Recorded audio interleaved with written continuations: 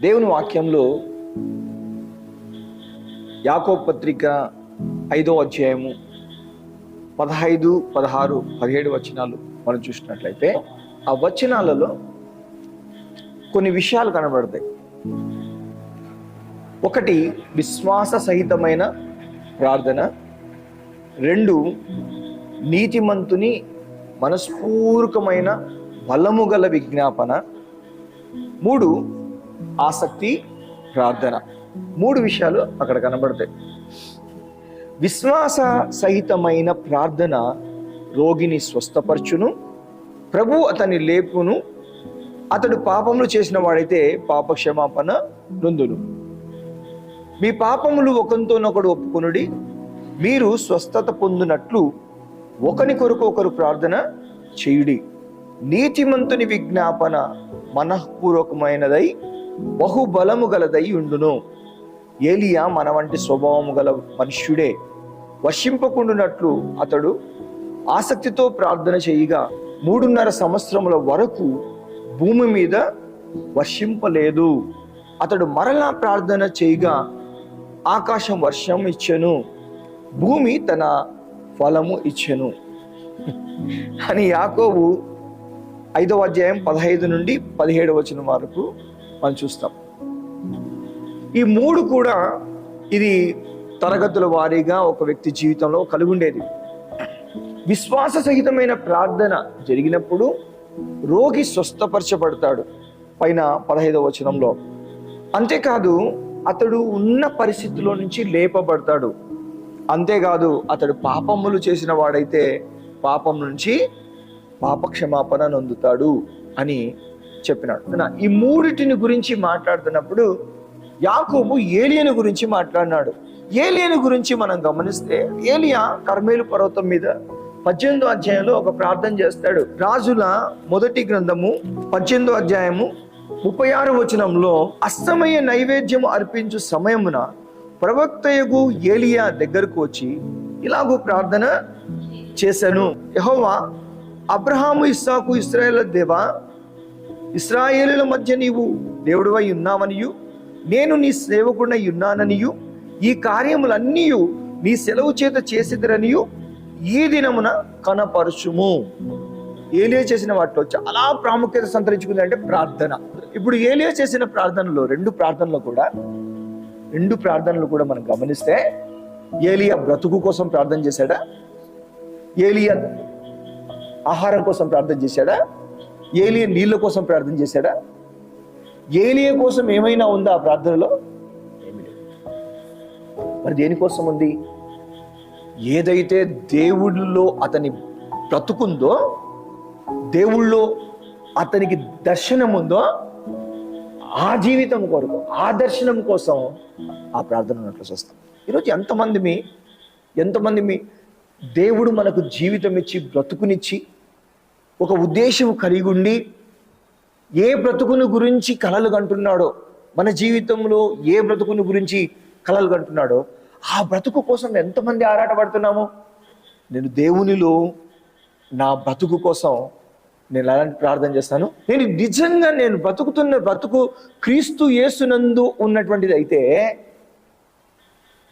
ఆ క్రీస్తులో ఉన్నటువంటి ఆ క్రీస్తు శరీరము కొరకు, ఆ క్రీస్తు శరీరమైన సంఘము కొరకు నేను ప్రార్థన చేసేటువంటి వాడుగా ఉన్నాను. ఏలియా చేసిన 2 ప్రార్థనలు కానీ, అతని జీవితంలో అతను చేసిన ప్రతి ప్రార్థన కానీ మనం గ్రహిస్తే అతను దేనికి సంబంధించినటువంటి ప్రార్థన చేశాడంటే ఈ లోకంలో బ్రతుకుతున్నటువంటి బ్రతుకు సంబంధమైన ప్రార్థనలు చేయలేదు, కానీ దేవునిలో బ్రతుకుతున్న ఆ బ్రతుకు సంబంధమైన ప్రార్థనలు చేశాడు. ఏలియా చేసిన వాటిలో చాలా ప్రాముఖ్యత సంతరించుకుంది అంటే ప్రార్థన. ఈ ప్రార్థననే ప్రజలు దేవుడంటే ఏమిటో తెలుసుకున్నట్లుగా వర్షము రాకుండా చేయబడినది.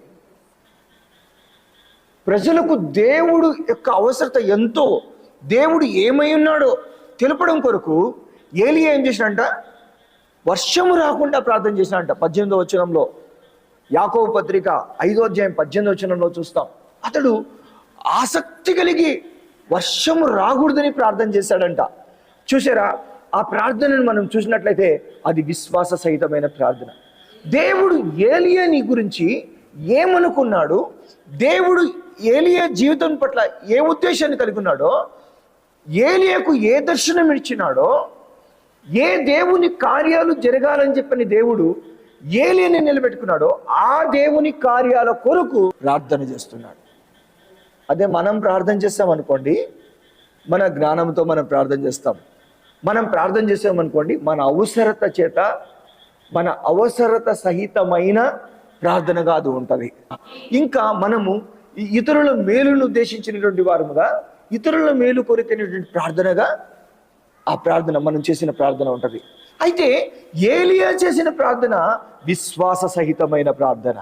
దేవుని స్తోత్రం కలుగును గాక. దేవుని కార్యములను తీసుకొచ్చేటువంటి ప్రార్థనగా ఉంది. ఏలియా ప్రార్థన మనం చూసినప్పుడు అతను ఇలాగూ ప్రార్థన చేయుచుండగా అని చెబుతూ పరిశుద్ధాత్మ దేవుడు ఏమంటాడంటే, ఆకాశం నుండి అగ్ని దిగి వచ్చి ఆ అర్పణను దహించి వేసింది, ఆ నీళ్లను, కందకాను, అక్కడ ఆ యొక్క అంతటిని కూడా ఏం చేసింది, ఆరిపోజేసాను అని చెప్పిన వాక్యంలో రాయబడుతుంది. కాలువలాగా ఆ కాలువలో పారుతున్నట్లుగా నీళ్లు, ఆ యొక్క అర్పణ మీద నీళ్లు అంత చల్లారిపోయినటువంటి ఆ యొక్క స్థితిని ఏం చేసిందంటే, ఆ అగ్ని పైనుండి దిగి వచ్చి ఆరిపోజేశాను అంటే పూర్తిగా ఒక భిన్నమైనటువంటి ఒక స్థితిని క్రియేట్ చేసి ఆ అర్పణ మండినట్లుగా, దహన బలి అగునంతగా ఆ యొక్క పూర్ణ హోమములో ఆ యొక్క అర్పణ దేవునికి చెందినట్లుగా ఆ ప్రార్థన జవాబుని తీసుకొచ్చింది. అంటే పరిస్థితులను పూర్తిగా మార్చివేసింది. కారణం ఏంటిదంటే ఆ ప్రార్థన ఏంటి, విశ్వాస సహితమైన ప్రార్థన. ఈరోజు దేవుని పిల్లలు విశ్వాస సహితమైన ప్రార్థన నేర్చుకోవాల్సినటువంటి వారుగా ఉన్నారు. దేవుని పిల్లలు వారి ప్రార్థనలకు జవాబులు పొందాలంటే ఎలాంటి ప్రార్థన చేయాలా? నా ఆశని బట్టి, నా కోరికని బట్టి, నా అవసరమును బట్టి, లేక నా వాళ్ళ అవసరాన్ని బట్టి, ఇదిగో వాళ్ళని గుర్తు చేసుకో, వీళ్ళని గుర్తు చేసుకో, వాళ్ళ జీవితంలో ఇది చెయ్యి, వీళ్ళ జీవితంలో ఇది చెయ్యి, ఆ ప్రార్థనలు చేయకూడదు. విశ్వాస జీవితంలో మనం ఎదిగి వచ్చే కొద్దీ మనం గ్రహించాల్సింది ఏంటంటే, దేవుడు మన జీవితంలో మనమేమి సాధించాలని దేవుడు కలలు కంటున్నాడో దాని కొరకై నిలిచి ప్రార్థన చేయాలా. ఆ ప్రార్థనే విశ్వాస సహితమైన ప్రార్థన. ఈ బ్రతుకు కోసం నువ్వు చేసే ప్రార్థన కంటే దేవుడు నీకిచ్చిన బ్రతుకులో దేవుడు నీ జీవితంలో ఏమేమి జరగాల, ఏ కార్యాల చేత నేను నిలబెట్టి సాధనంగా వాడుకోవాలా, సాక్షిగా నిలబెట్టాలని చెప్పి అనుకున్నాడు. ఆ బ్రతుకు చాలా గొప్పదండి. ఆ బ్రతుకు కొరకైనటువంటి తాపత్రయం గొప్పది. ఆ కార్యాల కోసం నిలబడటం అనేది చాలా గొప్పదండి. కనుకనే మన జీవితంలో నిజమైన ప్రార్థనలు చేయాలా, విశ్వాస సహితమైన ప్రార్థనలు చేయాలా. దానికి పూర్తిగా అర్థం చెప్పి ముగిస్తాను.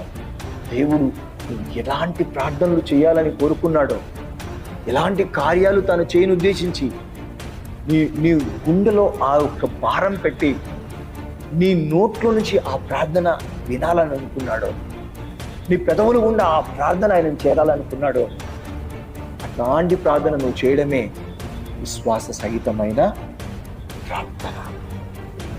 అట్లాంటి ప్రార్థన చేసినప్పుడు అది ఒక్క ప్రార్థననే కానీ ఎన్నో కార్యాలు చేసుకొని వస్తుందండి.